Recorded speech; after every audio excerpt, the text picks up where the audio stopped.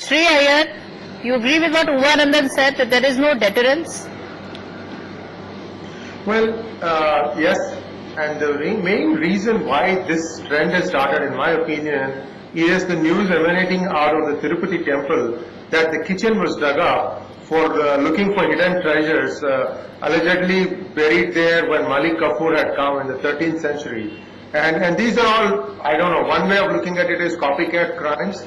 But you also have to look at the basic breakdown of law and order across India. The police is horribly outmanned, and these jobs are being, auctioned out. Even if there is police presence, sometimes the police even knows who's the perpetrator. But there are always these deals and side deals, and almost always the one that suffers is the majority community, the Sanatana Dharmis. And you also have to remember, Madhvas are all across the southern India. They are a very religious sect, God-fearing. They have always, almost all of them have attained Samadhi. Raghavendra, at Mantralayam is one of the more famous ones.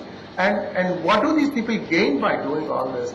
This is really, really sad. I mean, people with no pride, and all they have is, I want to try and dig up something and make some money out of it rather than putting in an honest day of work. But I'm appalled at the lack of reaction from the local people. I mean, we have to get back our temples. We have to get control of our temples again. And I agree 100% with Oman and then that the temple is not a place of worship. Don't confuse it with the Abrahamic view. The temple is where the city existed. That is where the civilization existed. The sooner we switch to that model, the better it is, because this civilization is in danger because of apathy more than anything else.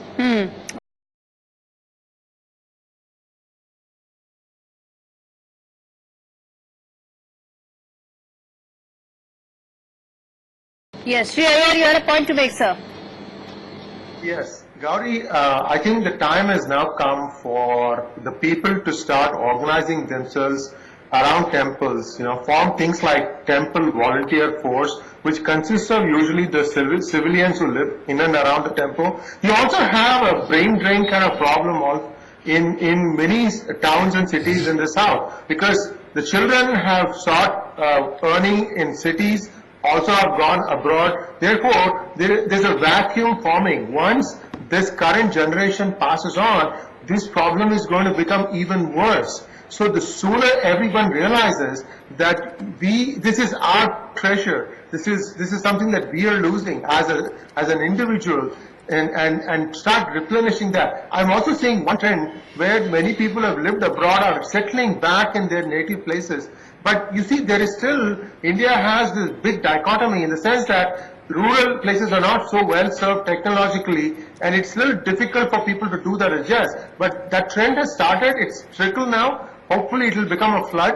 Now, what has to happen is you have to know that this is your treasure. This is not going to come back. This was created over thousands of years. I know I'm going on and on about this, but rather than rely on the police to help us out or the government, if the people themselves form these temple volunteer force kind of a movement, then what happens is they know that there are people watching, that people make it a habit to go to the temple. You have to almost keep an eagle eye on some of the idols. They sometimes substitute these things, so the crime goes unnoticed for a long time.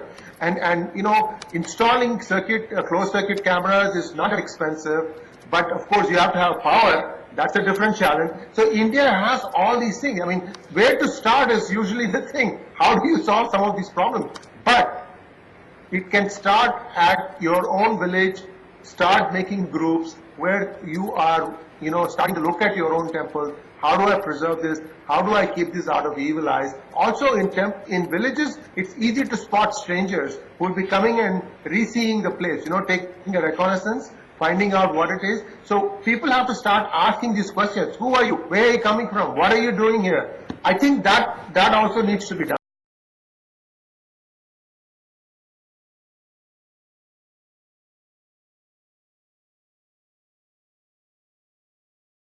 other celebrities and ordinary folk, everyone seems to be jumping onto this age challenge bandwagon. And while this may be fun, experts have issued a warning. They say beware what apps you're using and who you are sharing your data with. Because simply put, this data, which the company that owns the app collates, could be misused. Many have pointed out that the app's creators are possibly harvesting metadata from these pictures that people are posting online using this app. This brings into sharp focus the debate on tech practices that might be more invasive than users tend to realize. Another potential privacy issue that has been pointed out is that the company's privacy policy uses broad and vague language that allows it to use people's names, usernames and other information for commercial purposes. Users often agree to wide-ranging policies that deliberately use abstract language to confuse and mislead and to avoid lawsuits. And the users have no say in the matter. Now, if you want to see what you could look like at the age of 80, you have to share your picture, which includes your face. As some have pointed out, simply basing the app in Russia could expose your pictures to the country's security services. Similar claims could of course be made for apps based in China or even the US. Therefore, experts argue that people need to exercise caution and think about how their data is being used before sharing it with an unknown app. So, what can you and I do to safeguard our privacy and data? Or is privacy simply a myth in this digital age marked by an all-pervasive social media? Let's put some of these questions to our panelists. Joining me on the show tonight is Sree Iyer, author and commentator. Here with me in the studio, Ashish Mishra, social media expert. We're also hoping to be joined in a moment by cyber law experts Pavan Dugal and Karnika Seth. Mr. Iyer, let me begin with you. As I mentioned, first it was a 10-year challenge. Now it is the age challenge that is taking the internet by storm. Everyone's hopping onto the bandwagon. It's become wildly popular. People across age groups are using this app. It is fun, for sure, but are there real dangers involved here of us not just losing our privacy, but a lot of sensitive data to perhaps some unscrupulous elements, and God knows what they might do with that data? And I think concerns have been flagged in particular in the case of this app, the FaceApp, because it is based in a country like Russia. How would you respond to all those concerns that are being raised? And if I may ask, have you tried the age challenge yet? I have not, but I have to tell you this, any new app that you install on your smartphone or on your laptop, you are in danger of leaking your private stuff.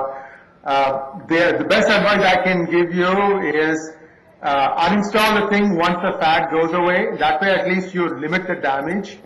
And the other thing to do is be transparent. You know, don't have any skeletons in your closet that could be harvested against you. But I'll give you a simple example of how data is being used today. You know, if you go to Amazon looking for, say, a broom, simple thing, right? Broom. And then after that, you go to browse any other page, you will start seeing ads for brooms. Because Chrome has figured out that you're interested in getting a broom. Even after you buy the first broom, they figure that maybe the first broom isn't really helping you. Maybe you want to get more brooms. So your life, your internal stuff is all out there. Willingly or unwillingly, we are all given it up. So the best way out of this is to be choosy and even just don't install any app just because there's a fashion. Don't go by that. After all, why would you want to know how you look like 30 years from now? I don't want to know. I promise you. My vanity will not allow me to take this challenge. I don't want to know what I look like at the age of 80. More than concerns over privacy, I think that is my bigger concern.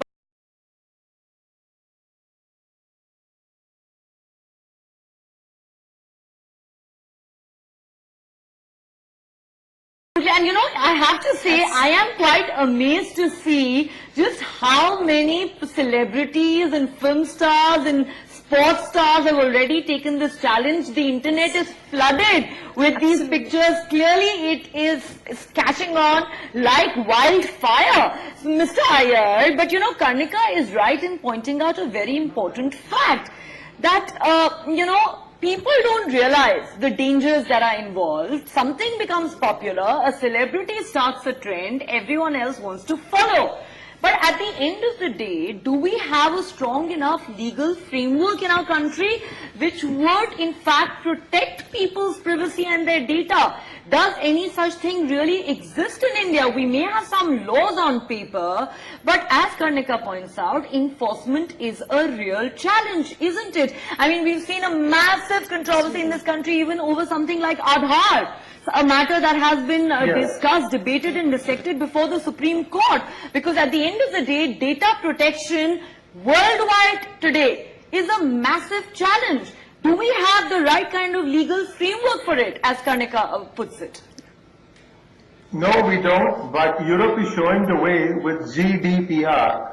They have come out with a set of regulations that explicitly spell out what the companies need to do with the data they are getting from their customers. Now this GDPR, for instance, PGurus.com, my own website, is GDPR compliant.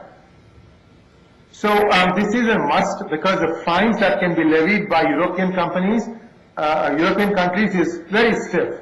If you want to be operating in Europe, and you have to be compliant with GDPR. India needs to come up with its own version of GDPR. By the way, on a lighter note, I believe I may have uncovered a bug in this app. It is not projecting male pattern baldness. Anyone who turns 50 plus is looking forward to a perfect head, being able to predict weather ahead of everybody else, not having to comb. You know, all those things are missing. Oh my, so it's still catering to our vanity, isn't it? Keeping the hair intact. Absolutely. At least the image will not scare you or terrify you. Stroking our egos. Absolutely. Like I said, my vanity will not allow me to even take this challenge. Therefore, I cannot understand for the life of me why this app has become so widely popular and why people are dying to know what they will look like at the age of 80. Believe you me, I don't want to know. But